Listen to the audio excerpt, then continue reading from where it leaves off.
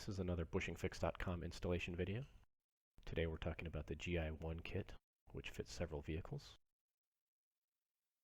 You'll get two bushings in this kit. One is a little bit larger and has a shoulder, and the other one's a little smaller and is straight. You'll want to prepare your cable in by drilling out the inside, and if it drills out cleanly, sort of like this one, that is to say that the bushing doesn't come apart in chunks, you'll use the black bushing. Now start out by using an 11/32 drill bit and take out a small amount of the original bushing at a time. Don't drill all the way through, just drill the top. If you're successful at that, then use the black bushing, the smaller bushing. And once you've drilled it out, it will look like this. After you install the black bushing, you can reconnect the cable to the transmission and test the installation.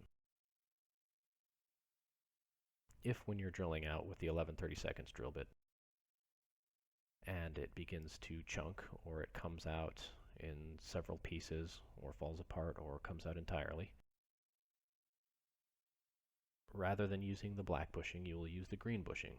And to prepare for the green bushing, you'll just drill out using a 3/8 drill bit just the top of the cable end. You don't want to go all the way through, so put a piece of wood or metal underneath the cable end, or better yet, use a drill stop.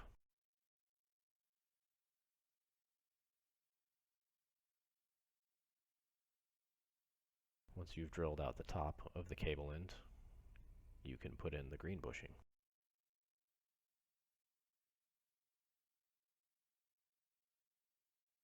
You should be able to mostly press it in straight. It helps if you work it side to side a little bit. Once you've got it most of the way in, you can seat it with the blunt end of the tool.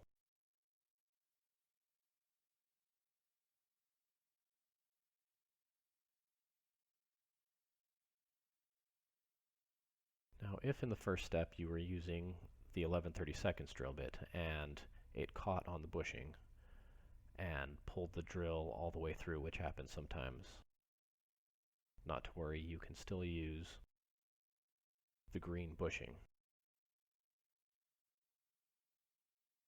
You can test this with the black bushing and try and push it all the way through the cable end. And if you ever end up in a situation where it goes all the way through like this one does, you can just install the green bushing.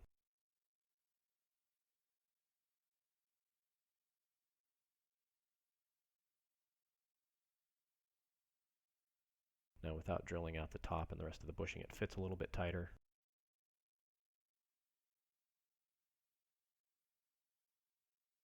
But you can use your judgment based on your preference.